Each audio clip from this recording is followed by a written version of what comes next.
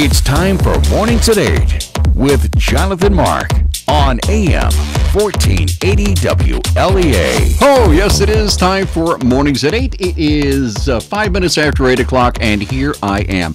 Well, I think, as I said in the past, the most that can be said for Tuesday is at least it's not Monday. And considering how Monday went, I think that's pretty good, because I don't think I want a repeat of Monday. Well, let me see what's going on. Oh, locally. Hey, this weekend, let me see, Friday, Saturday, and Sunday is the Arkport Summerfest. Arkport Summerfest 2019.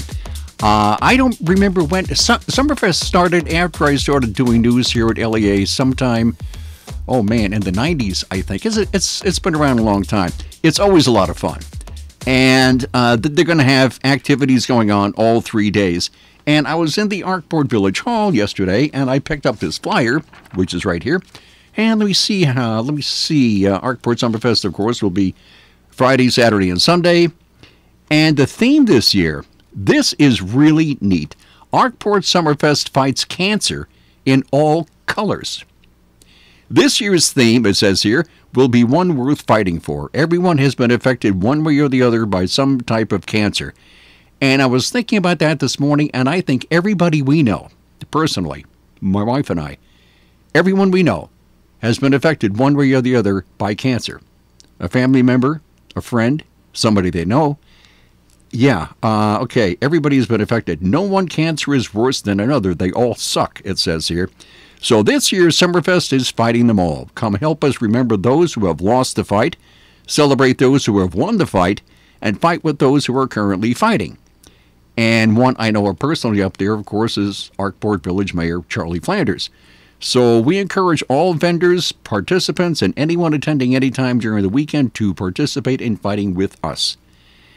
And it says here, let me see, we're planning a lot of events for the weekend, including a fan-favorite fireworks show on Saturday night. And this year's fireworks show is being sponsored by the Arkport Summerfest 5K Walk and Run and Crowley Foods. And the parade will start at 11 o'clock July 13th, which of course is Saturday. And it'll start in front of the Arkport Central School with lineup starting at 9 o'clock. And you can find out more about what's going on at the Arkport Summerfest, or will be, including yard sales. Boy, they have some really great yard sales up there. I love it. They have a Facebook page, Arkport Summerfest. Oddly enough, that's their Facebook page. So you might possibly want to check that out, because it's always a lot of fun, and I hope the weather holds out. Because as you heard Rob Carolyn, up until Thursday, there's a chance of showers and thunderstorms. Okay, well, maybe it'll clear up by Friday, Saturday, and Sunday. Who knows? So that's going on in Arkport, or it will be. Now, I found this morning. Where did I find? I should have noted it, and I didn't. Very good. Anyway, Erie County Clerk Mickey Carnes plans to file a federal lawsuit sometime this morning challenging New York State's new law granting driver's licenses to undocumented immigrants. In an advisory, the clerk's office said he will sue Governor Andrew Cuomo, Attorney General Letitia James, and the Department of Motor Vehicles Commissioner Mark Schroeder in U.S. District Court in Buffalo. He said in enacting the Green Light Law, the state is substantially facilitating illegal aliens to remain in the United States and shielding them from detection by immigration enforcement officials. So he's going to file a federal lawsuit. He said the law compels county clerks across the state to be an instrument to violate federal law. The advisory reads, the federal lawsuit seeks a declaration as the law's constitutionality, and will also be seeking an injunction to prevent the law from going into effect prior to a final decision from the courts. Carnes has been one of the biggest critics of the new law, consistently maintaining his office will not process the licenses. He announced his intention to sue a day after it was officially signed, and has the assistance of the county attorney. Now, the Erie County executive is a Democrat, right? And he has supported the county attorney assisting Carnes in seeking clarification on the law. However, he says he expects all county officials to follow the law if a federal judge determines a new law is appropriate. So there you go. Well, we knew that was coming, right? So we'll find out relatively soon, I guess, how that how that goes in court.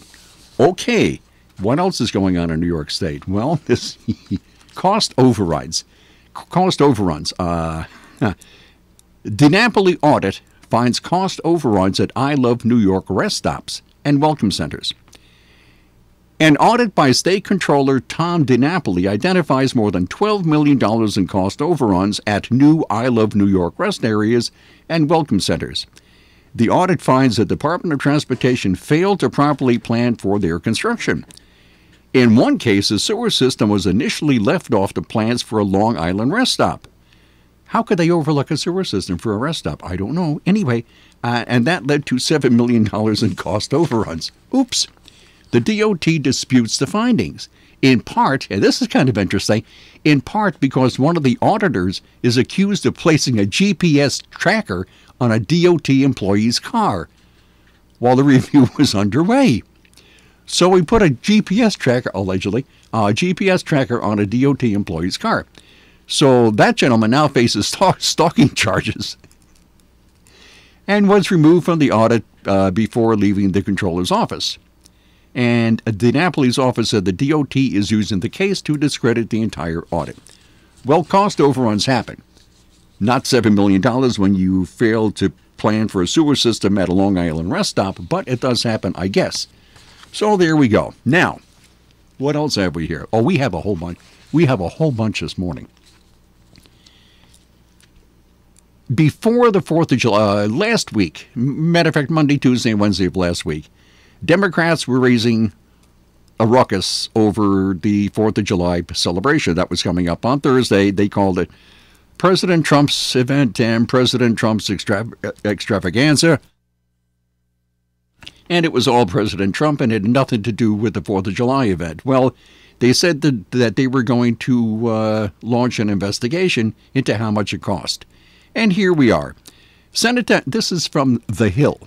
Senate Democrats are requesting the Government Accountability Office, GAO, open an investigation into the cost of President Trump's 4th of July celebration. It was President Trump's. It wasn't the country's. It was his. Including if it complied with legal restrictions on the political activity. Democrat Senators Tom Udall of New Mexico, Patrick Leahy of Vermont, and Chris Van Hollen of Maryland said in a letter to Gene Dodaro, GAO's Controller General, that they are, quote, concerned by the impacts and the precedent of diverting limited federal resources for the July 4th events. Okay, the impacts of President diverting limited. It's funny, the federal government has all kinds of trillions of dollars for everything else, right? So I think this thing costs $2.5 million, and everybody's all upset because it costs $2.5 million. National Park Service, the Washington Post reported last week that the National Park Service had redirected $2.5 million from its overall budget to help pay for the Salute to America event. So $2.5 million, all right. Anyway, back to Udall, Leahy, and Holland. Further, we are troubled by reports, they said, that preferential access to the National Mall was organized by entities such as the RNC, which furthers the appearance that taxpayer funds were used to accomplish the political objectives. The letter comes after Udall accused the Department of Interior last week of refusing to answer inquiry from lawmakers about Trump's Independence Day plans, including how the additional cost of the plans will be covered.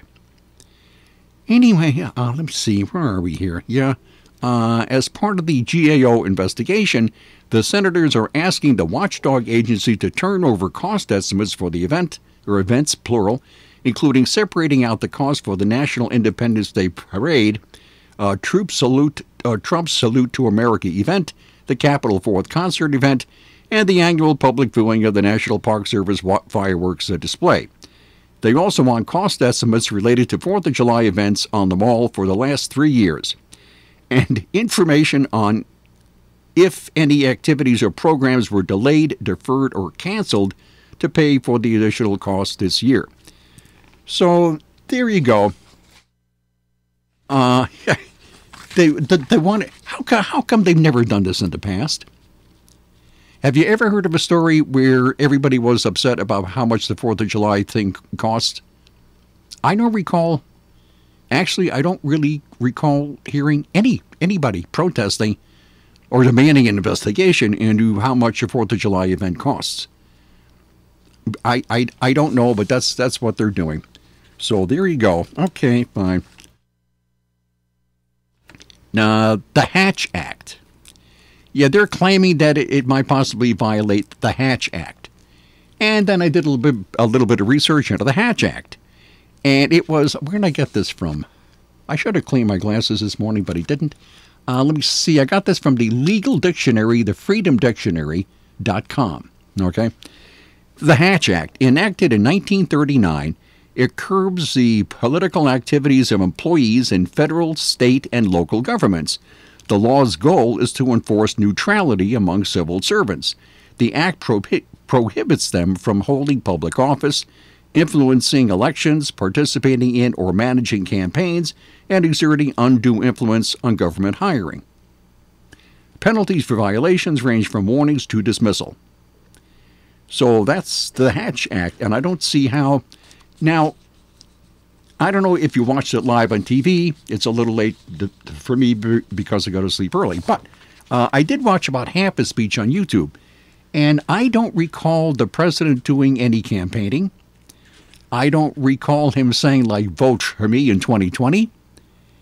I believe he spoke on how great our military is, and it is. Right? It was, it is, and it always will be. Our military is great. It is the greatest in the world. I don't care what anybody says. It is the greatest in the world. And then he spoke on the greatness of America. Okay, was, is, and will be. And I didn't see any campaigning at all. Nobody was doing any campaigning. He happens to be the president in 2019. And he gave a speech at the 4th of July event in Washington. I mean, it seems pretty, I don't know. It seems okay to me. I didn't find anything offensive. I mean, even if you absolutely despise Trump, and a lot of people do, you couldn't really find anything offensive in the speech he gave. Or maybe I'm just misinterpreting it. I don't know. Or maybe he snuck it by when I wasn't listening. I don't know. But it didn't really seem all that offensive, but they want to investigate it, so fine. Okay, let me see. What else have we here? More Trump news? Yeah, why not here? Let me see. Now, I was at last week or the previous week when there was a news story that the Trump administration wants to require prescription drug companies to list the price of their drugs in TV ads. Now, these ads are all over the place. You could be watching SpongeBob, and you'll see an ad for some kind of prescription drugs, okay? Whether it be, man, it could be anything. I mean, it could be anything, but these ads are all over TV. And you see these people who are suffering from this, that, or the other, and then they take this drug, and they're happy and glad, and everything's fine. What they don't say is how much the drugs cost. And some of them are wildly, and I mean wildly expensive. But they never mention it. It's not even close. You know? So I got this from AP. A federal judge Monday, which was like yesterday, blocked a major White House initiative on prescription drug costs, saying the Trump administration lacked the legal authority to require drug makers to disclose their prices in TV ads. The narrow ruling by some U.S. district judge in Washington, D.C., struck down a requirement that was set to go into effect within hours. Drug makers had argued that requiring them to disclose list prices amounted to coercion that would violate their free speech rights under the Constitution. And it was a 27-page ruling, and the judge ruled that the judge avoided debating the First Amendment, saying simply that the Trump administration had failed to show it had legal authority under the statutes that govern federal programs such as Medicare to require price disclosure. He wrote that neither the law's, quote, text, structure, nor context evince an intent by Congress to empower administrative agencies to issue a rule that compels drug manufacturers to disclose list prices.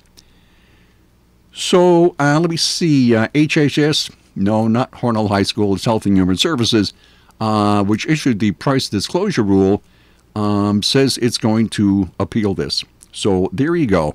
Maybe it'll work and maybe it won't. But man, some of those, I know people who are on medication. I think everybody knows like somebody somewhere who's on medication, and some of them are like right to the roof. I mean, if you take 1 or 2 medications a month, that could be, some of this stuff is crazy expensive. So it would be kind of nice if the drug companies kind of warned you in advance. Hey, this is really going to cost a lot of money here.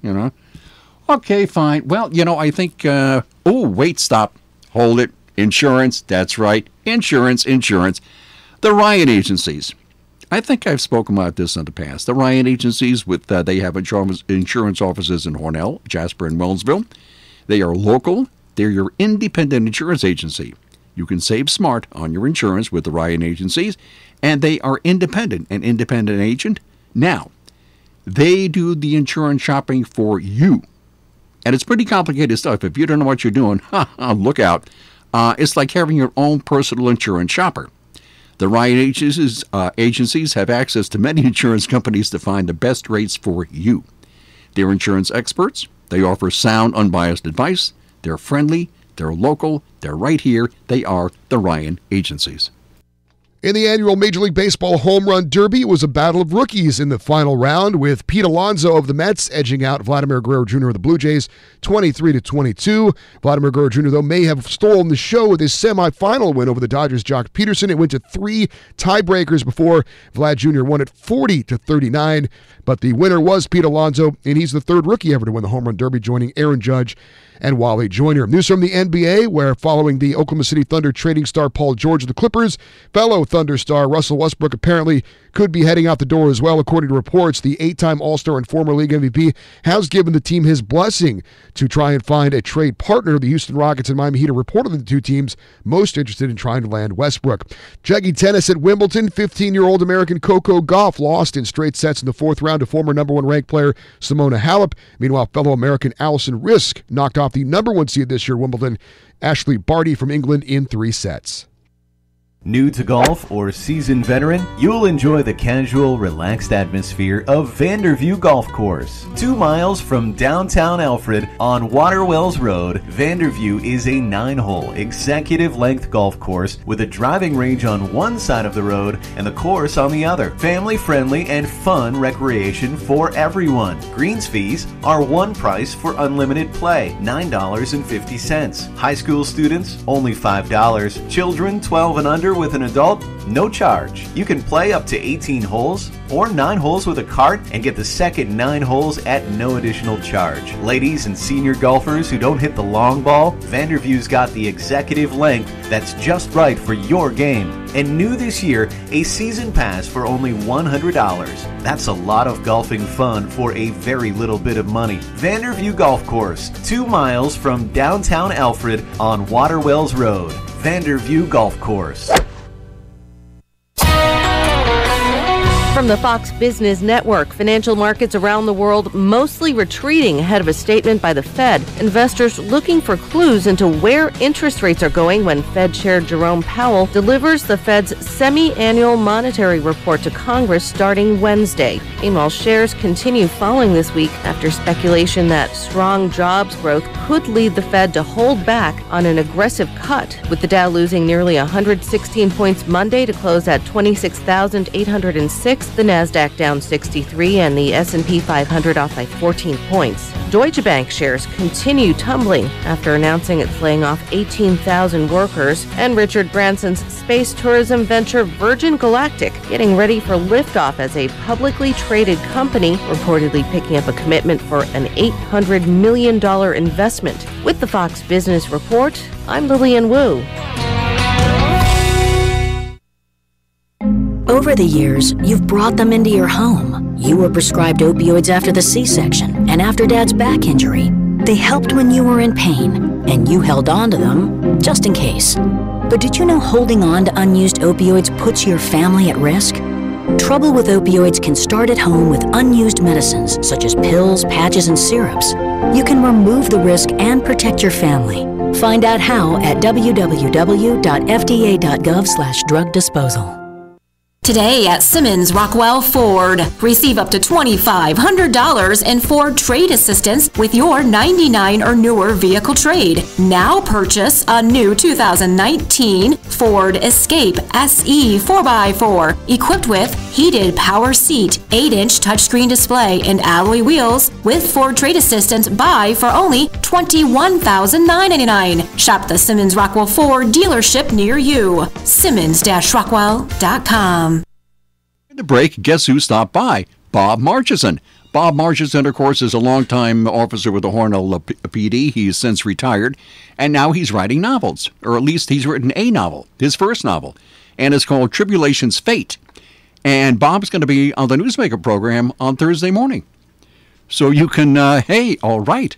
Now, do you know if he's going to have any copies up here, Brian? Well, he dropped me one copy. I don't know if he's bringing other copies with him. Wow, that's kind of neat.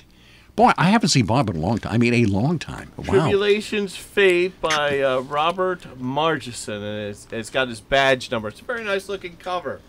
Let me see. Oh, wow. Oh, yeah. Okay, that's good. That's good. It's got a photo of his badge. Very striking, yeah.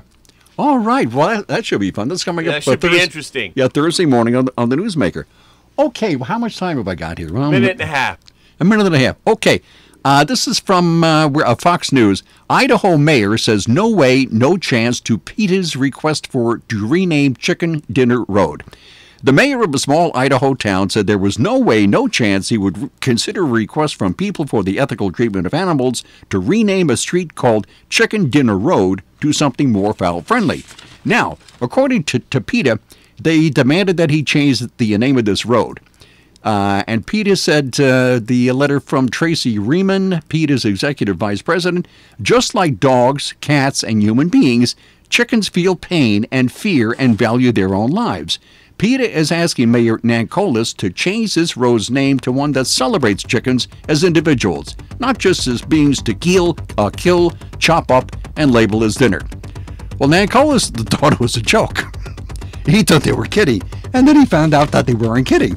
At which point he says, "You're out of your mind. I'm sorry. No, I'm chicken friendly. Of course, I love chicken. I'm chicken friendly too." Anyway, he says, "I'm chicken friendly, but there's no way I'm going to change the road because these chickens are going to be offended or something." So there you go. Okay. Anyway, so that's it for this morning show. I'll see you tomorrow at 8:05. Bye.